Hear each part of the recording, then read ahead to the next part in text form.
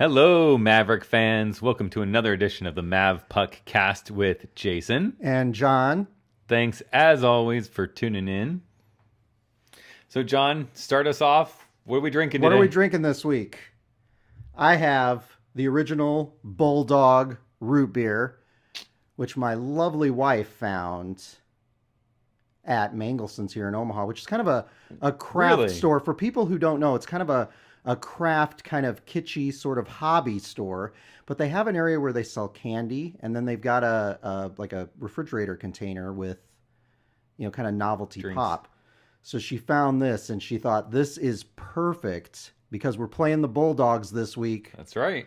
And root beer and we all know that the drinking section seems to work. So. Exactly. And so the slogan on the original Bulldog handcrafted root beer is Unleash the Taste. And so I'm going to drink this week, hoping that the team unleashes the fury on Duluth. Love it. Yep. So is it any good? As he takes his first drink. Yeah, it's pretty good. It's not, some root beer has kind of that strong kind of bite to it. Yeah. This does not really have a strong bite to it. Okay. So. Kind of smooth. Yeah, pretty good. So the fans are in for a treat. This is the first non-alcoholic version of... What the hell are you drinking? I'm drinking a protein shake. Oh my God. So you're drinking a protein shake in honor of Coach Gabinette. Are you gonna have? Yeah, you have some. I'm not. I got no. There isn't any kale. There's no kale in this house at okay. all. Coach would not be happy with me. No kale. Well, you know what? We know what beer does to the waistline, so it's probably good that you're having a protein shake this week. Yes, and I'm sure as we talk about the North Dakota series and that I was absent for the first periods of both nights because. You were. I was playing in a men's hockey league tournament here in Omaha. And if the Mavs had been up like 3-0 after the first period both nights, we would have just told you to go home. I've had multiple people tell me that if we were winning when the game was over, that they were going to stand at the entrance and tell people I wasn't allowed in. That's right. And my wife was even on top of that. She was saying she was going to scan my ticket so I wouldn't be able to get in. That's right. So we got to keep you out of the game. But luckily, we didn't have that. Actually, they played better when I got there. They actually started playing better when you arrived at the game, so that was good. So, yeah, the Snipers, we had our men's league tournament. Technically, I guess, I don't know, untechnically, how you'd say this. The final score, at least, for the games, we ended up 3-0-1, but... yeah, you had a bunch of ringers there. We had a bunch of illegals, apparently. Yeah, so. You had to forfeit those games. But I know that there are a number of people on the Snipers who listen to the Mavpuckcast. So shout out to them. For supporting it, yeah. Shout out to the team for, not saying no, playing. And having a good time, yeah. Yeah, having a good time. It was a good group of guys. I had a lot of fun. It seems like everyone else had a lot of fun, so... Good.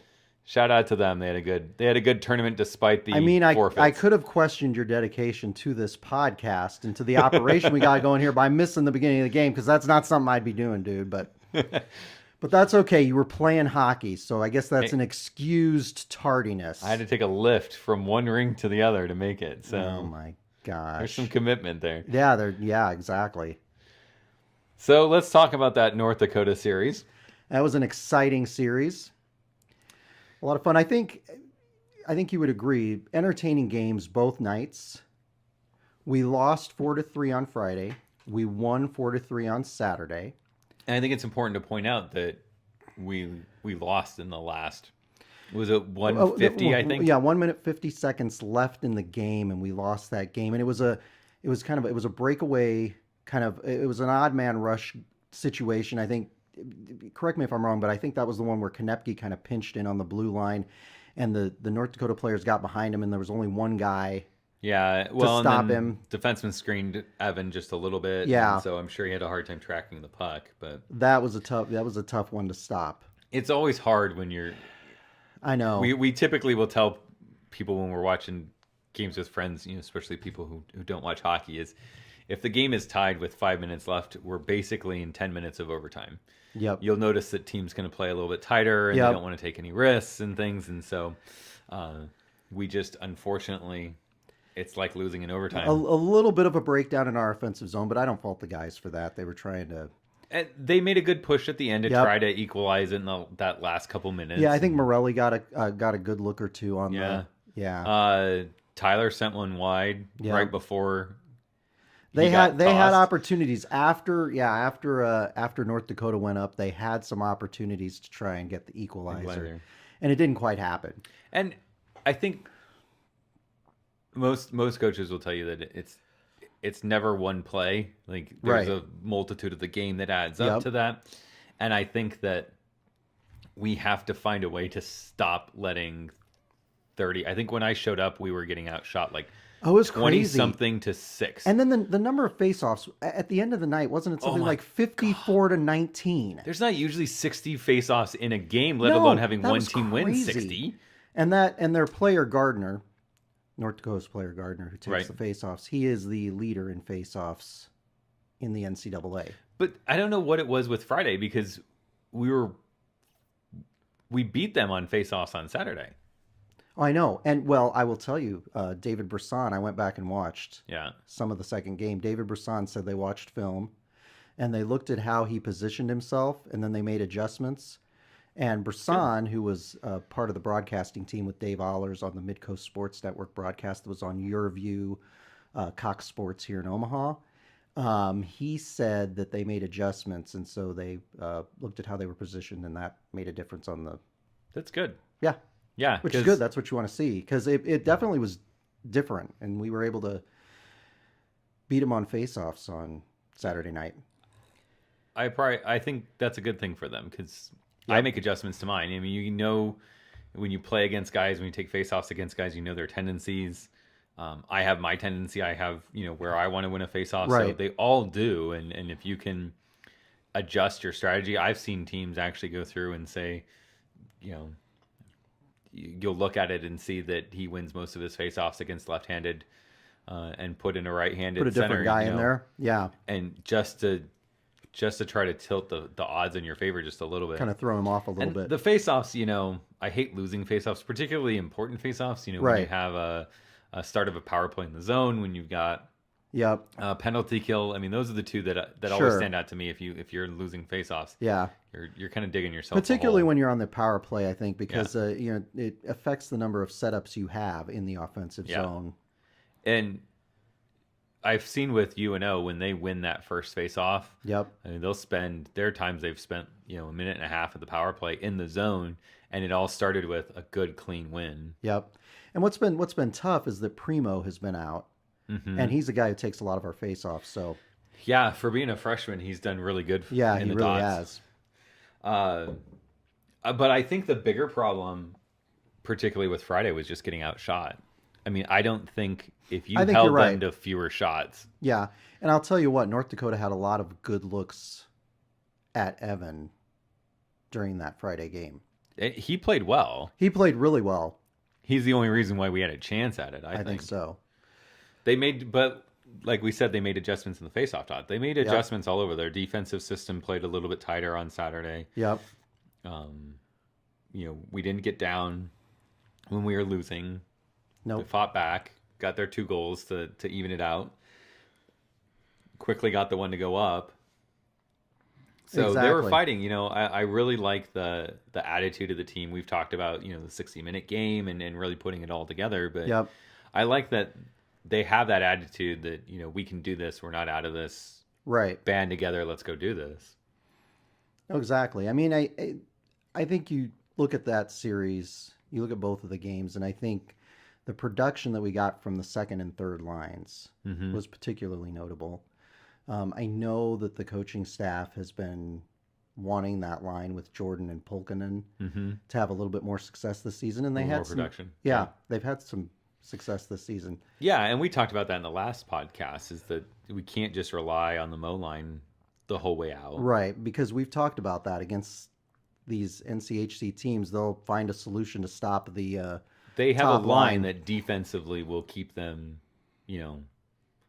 maybe not off the score sheet completely, but certainly limit their production. And so if you don't have another wave of offensive talent there, or a couple of them, you're basically in a position of relying on the referees to give you a power play so that you have an advantage. And we know we can't rely on that.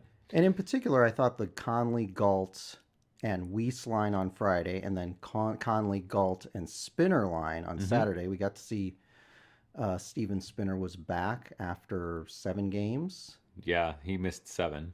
So I thought both of those lines were very intriguing, and they were very productive both nights. Which is interesting because you threw a different wing out there between the 2 nights with Tyler getting... He got his first goal on Friday, and then he got his first suspension. I know, right? After that. He needed an assist, and we could have almost called it like the NCAA version of a Gordie Howe hat trick.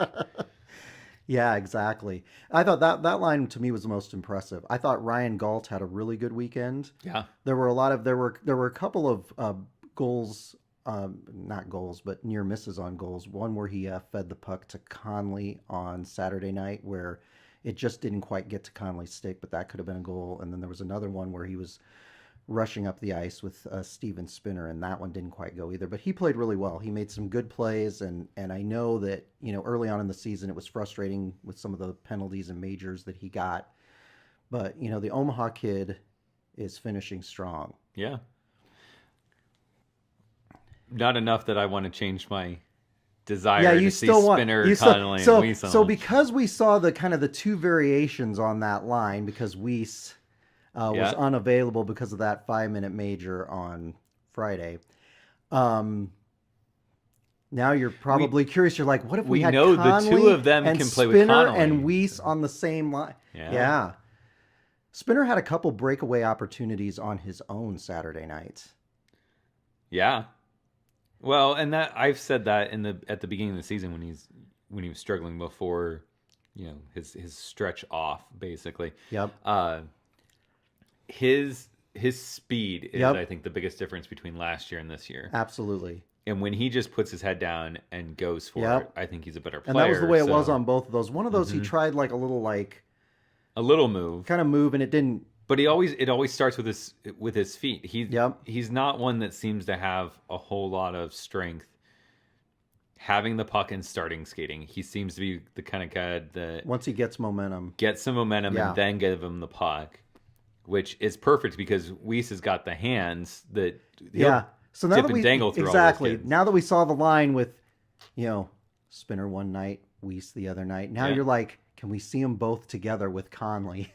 So we need to get on the line together. We need to get your niece to give that information to Noah, right? My niece Scotland was there on Saturday night, and when Scotland comes to games this season, the Mavs are undefeated, and she also happens to be in the same class with Mike Gaminette's son, elementary school class. She pointed this out to us Saturday night. We had no idea. She spotted him over there, and we're like, hey, do you want to go say hi? No. Not really.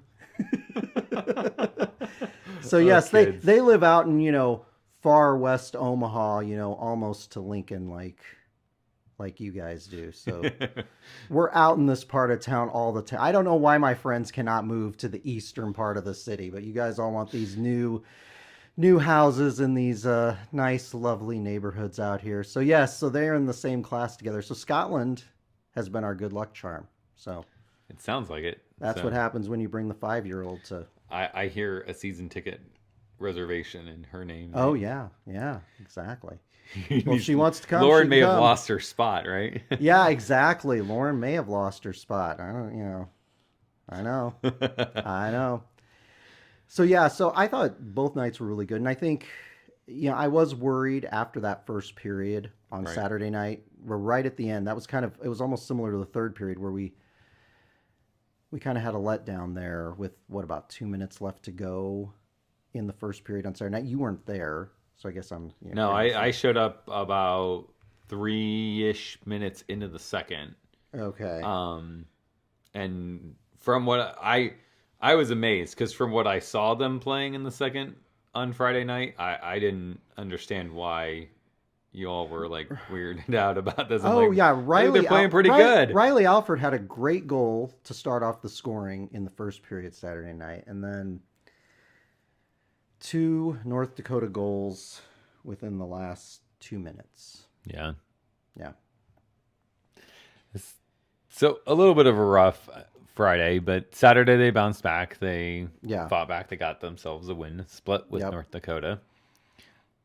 I think the other thing that stood out to me, And I'm sorry, and I didn't mean to throw you Okay, off what? there. I was the two North Dakota goals at the end were the first period Saturday night. So Friday night Right. we looked kind of so in the first, but then the rest of the way we played really well. So the reffing has been. oh my gosh, yeah.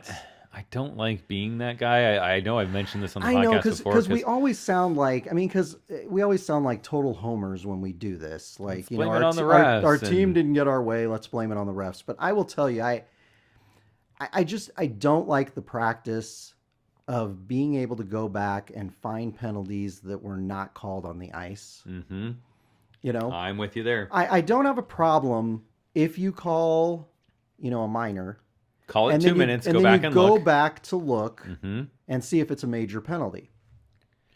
But that's not what we had with Weiss. It was no call, and then let's kick him out, and then with Smallage, right? Yeah. On Saturday, It was Smallage. same thing. It was. You look at the hit, and I went back and watched this. You look at the hit. It was like right near the red line, Mm-hmm. and he just kind of, he kind of checked the guy, but his shoulder kind of got into the guy's head, kind of mask area, shoulder, maybe a little elbow. I don't. But he didn't go out for it. No, like, he I wasn't didn't- looking to make a to hit. me, and I I guess you have to determine intent in that. But I mean, I know they want to take that it- out. They want. I know. They don't want the referees deciding whether or not someone meant or did not mean to do something. Right. And I know get they don't that want to part, determine but intent, so they're like contact. But, everyone has the right to the ice space, an equal right to the ice space. Neither of them had the puck.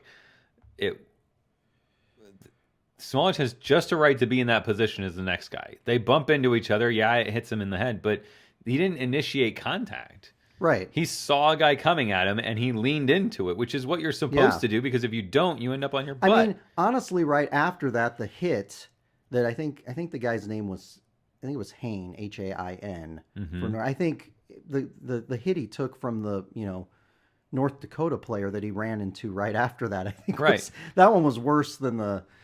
I mean, believe me, it was a good check that And Smallage put on him, but I just don't. Nothing was called on the ice.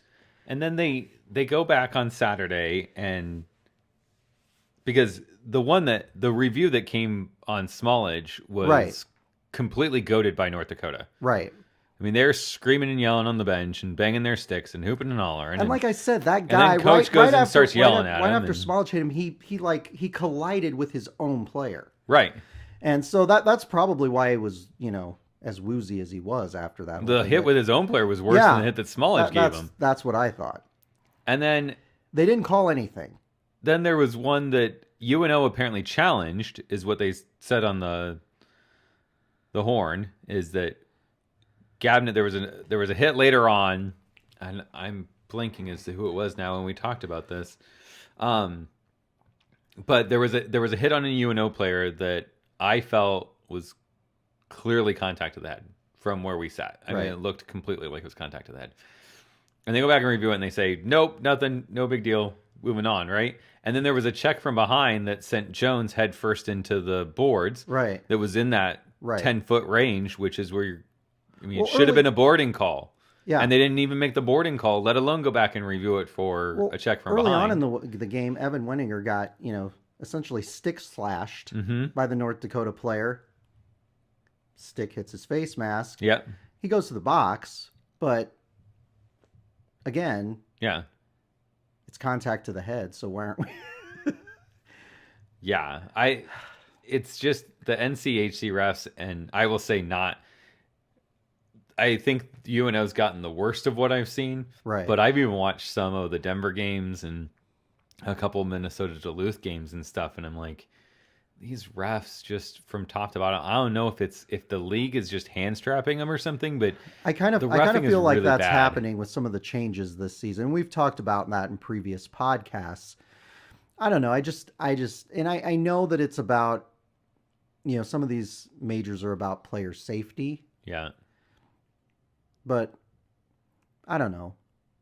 I mean, again, I don't know. It's the world we live in, right? Yeah, I mean, you got to fight through it and that, but it's frustrating from a fan perspective because it seems Right. like you're always getting the raw end of the deal on these things. Like, Yeah. I don't know that my wife and I were talking about this. I cannot think of a time that they went and reviewed a penalty on UNO or a non-call on UNO Yeah, and there did was not no come out call. and say the Yeah. guy's gone. Right. Like, it's always like, oh, let's go review. Yep, there we go. That's a reason to throw him out. Yeah. Why are we always the ones getting thrown out? I know, Because right? I see just as much stuff going on with the other teams. Exactly. So I think the league needs to fix that because I think it's a bad stain. I just on the don't league. like, and I understand this is the way that it is, but I just don't like that practice at all, really, going back and calling something that was never called. There was nothing that was called to begin with. Right.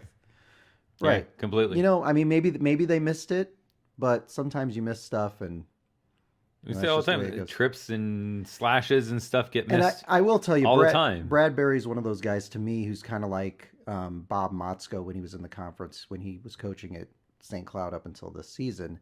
He's one of those guys who will just sit there and bark and get in the referees' faces. And, you know, it's in essence good for a couple calls a game. Now, I don't know that Gabinet's that kind of guy, so maybe we need to, maybe we need to throw some hot sauce into his diet, let him get some, indigestion going and just start, firing off at those guys and getting in their face every. Yeah, no, I would take the somewhat opposite approach, and I think the league needs to come in and say, look, if a coach wants to berate a referee, then it's a 5-minute penalty.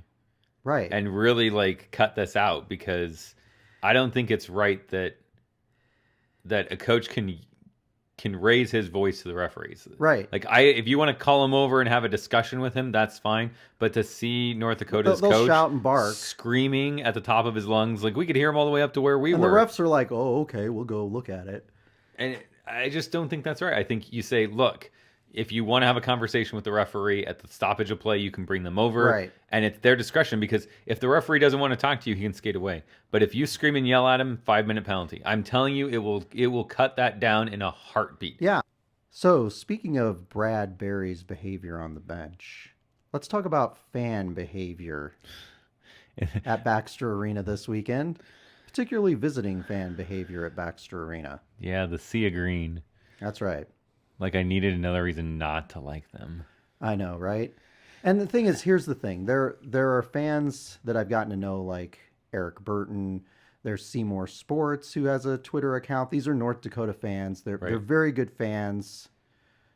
Some of the best fans in college hockey. But there is the tool factor when it comes to some of the, visiting fans who like to imbibe and like to, Yeah, it's important to always. It's the fans behaving badly moments. Before we get into this, I think it's important to point out that the issues that we saw this weekend with North Dakota fans is not representative of all North Dakota fans, or even most of them. I think in that case, I just don't like categorizing an entire group of people. No, and you and I are not that kind of people, but because there's a pretty big volume of North Dakota fans that travel down for the series each year. We're their travel partner, and I know a lot of North Dakota fans like to come. You do get some of those people. I know that there were a couple groups of North Dakota fans that were kicked out this weekend from the game by Baxter Arena staff. I know that when I was on the way out of the game on Friday with all of you guys, I was carrying a stack of the rally towels that they put on the chairs before the game as a promotion. And I'm walking out the door to the parking lot to go to our car, and one of the North Dakota fans is there, and he was holding one of the towels, and he starts kind of petting the towel, and he says, "Oh, I got a towel to cry on too." And he thought he was being so funny and so clever, and I'm sure he had so much to drink, but it's so stupid. It's dude, act like you've been there before. Right, yeah. It's that kind of stuff. It's just that silly kind of sophomoric behavior that I don't think is necessary. And one of the things, Bridget and I have taken a number of bus trips on the road. We did 5 or 6 bus trips during the CCHA and then the WCHA years for UNO. And I know that, we would always tell fans to, you can cheer loudly, have fun, support your team, but don't be total tools. Right. When you're in somebody else's arena, that's like, you're in somebody else's house at that point. Yeah, we used to always at Denver. They used to tell people when they traveled and stuff that when we traveled with the team, and that cheering on Denver does not mean berating some other whoever the opponent is, right? And right. I think it's the right mindset. Like, congratulate your guys, cheer on your guys, but you don't need to take it to the next level. Yeah. And in all the years that we've been going to games and stuff, I've never remember this many issues outside of the North Dakota games. Like, you could probably add up the number of people who have been ejected from a game, right? And it wouldn't total the number of people who were ejected from any one of the games this weekend. Right, exactly. It was stupid stuff. I don't know if it's just that because it was cold and it was miserable out, that they'd had a lot to drink. I'm sure that alcohol's a culprit, but it's like, yeah, I don't know, guys. And everybody will use this, and everybody will pull the, well, look at the economic impact. We came and we drank in your bars, we stayed in your hotels, and we bought tickets to your games. And it's like, I don't care. I don't care. I don't own a hotel. I don't own a bar, and I don't own Baxter Arena. I'm just going there to watch games. And you don't drink that much. Yeah, act like an adult. Like, North Dakota fans going into our student section and taunting them. I mean, really? Yeah. Well, and then, the disrespecting the anthem and the stuff that they do there. I mean, I get that you have your thing and you want to do it in your barn, that's fine. But when you go someplace else, like, it's not the Boston University where they yell "oh" the entire time that they're on the power play. Like, that I get, because it's their thing, and it's like, if you who does it hurt? But yeah, when you if you want to get after the goaltender because he's a sieve, fine. Those things are great. But honestly, their fans were really quiet in the arena most of the weekend. They weren't they weren't doing their various Sioux cheers. Right. Like they have, because we've had some crowds that have been really I don't think I heard any of them on Friday, but I heard a couple on Saturday. No, I didn't. We heard a little bit. You'd hear them after the goals, but it wasn't the some of the chants that they would do and some of the other stuff. They just didn't really even seem into it. So I guess that's where I'm like, okay, we've got this kind of behavior. But this is one of those things that I would encourage fans to do. There's a student bus trip going up to Duluth this week of UNO students. Always a good time when Bill Pickett, who works for UNO, he director of student involvement there. Yeah, and he really does a good job getting those students to engage, and he takes them on a lot of these great trips. And so I know that they're loud and they have fun, but just be respectful. Yeah, and don't be a North Dakota fan. And exactly. I mean, don't act like a tool. I mean, that's right. Like, and it doesn't reflect well on the university. It doesn't reflect well on you as a fan base. No, I mean, it honestly, it makes you feel less about North Dakota as an institution. And I mean... And UNO gets a lot of good publicity and I think has a lot of respect as a fan base in the hockey community. Yeah. And I would encourage them not, any fan, student or not, if you're traveling, if you're engaging with a fan of a different team or something, like, just keep that in mind, that what you do is going to have a long-term effect on how people see UNO fans, and it does. We just don't need to be that kind of fan base. I remember during the CCHA days, it was the Michigan fan base was the fan base everybody hated. The Michigan State fan base, both equally good teams during that era. Mm-hmm. Michigan State fan base, nobody had a problem with. We went on 7 trips to Michigan State because the fans were pleasant.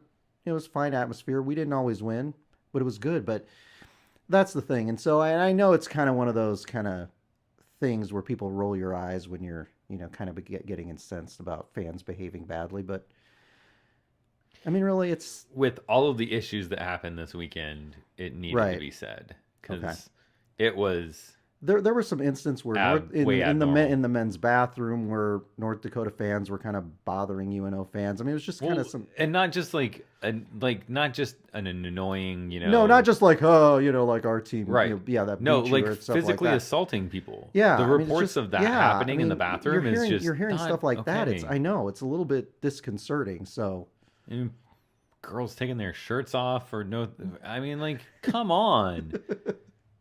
like class up the joint just a little bit? Yeah. Can you like? Oh, absolutely, absolutely. So we always do it. Denver, I go back to the, because when I was in Denver and was living there and going to DU games and stuff, we were in WCHA, so North Dakota we saw them every year, and it's the big rivalry for Denver because both of them are good clubs right. and historically have been good clubs. And this was back in the days where they didn't have off-campus security, police force. We didn't have, Right. Denver Police Department come in and deal with the games. This is when the campus police basically kind of ran everything, except for maybe 2 weekends out of every year, and that's the 2 weekends when North Dakota comes in, and then they'd always have to have backup. And obviously because of the kind of the ice storm that we had, right? I call it kind of an ice storm because it wasn't really. I mean, it was just more of this like horrible black ice that we had on Friday. I know that it looked like they were short staffed. Yeah, that game, but they probably need to staff up for this series.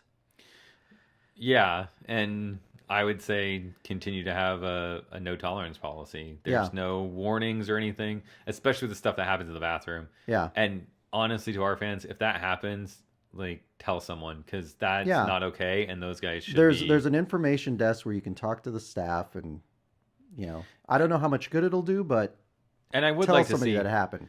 I don't know how I don't functionally know how they could do this yet, but. There were some reports that we've seen on social media of fans being told that the fans that were in question that were getting kicked out from North Dakota, they were told that they wouldn't be back, and yet they saw them back Saturday night. Yeah, and I think that they should find some way to keep tabs on that or something. Drop the hammer, dude. Some of that stuff is just like you shouldn't be allowed back in. You really shouldn't. I think you've got to set a tone, and it starts with when they come into the rink and they don't have their clear bag, you got to tell them go back to the car, go back to your hotel, go back to wherever you need to go. But this is the rules. Those are the rules. Those are the policy. We all have had to live with those stringent policies. So everybody else needs to as well. I never thought I'd have to say it, but if you touch someone in the bathroom, I'm sorry.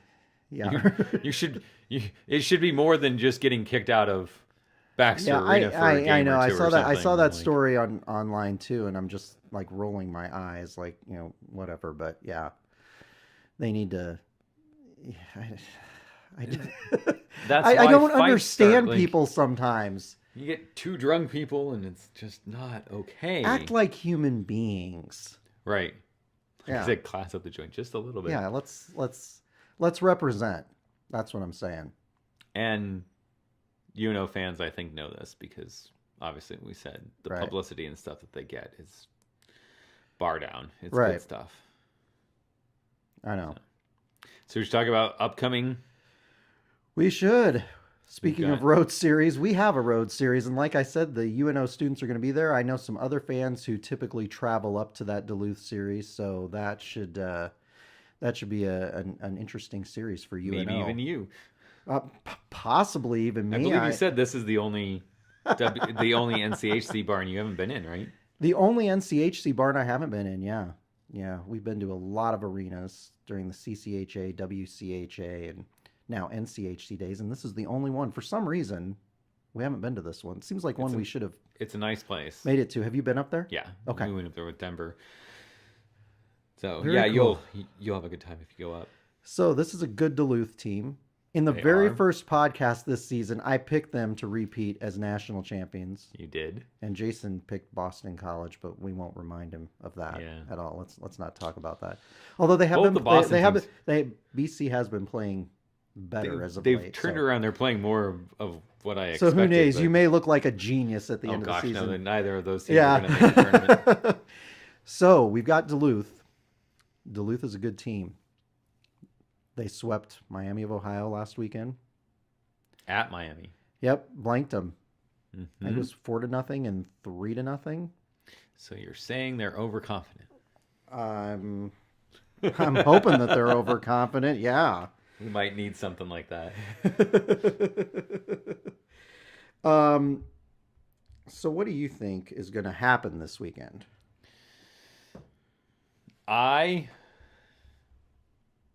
If we're doing our predictions, I'm going to predict what I predicted this weekend and see if I can get it right this time and say that we split, win Friday, lose Saturday.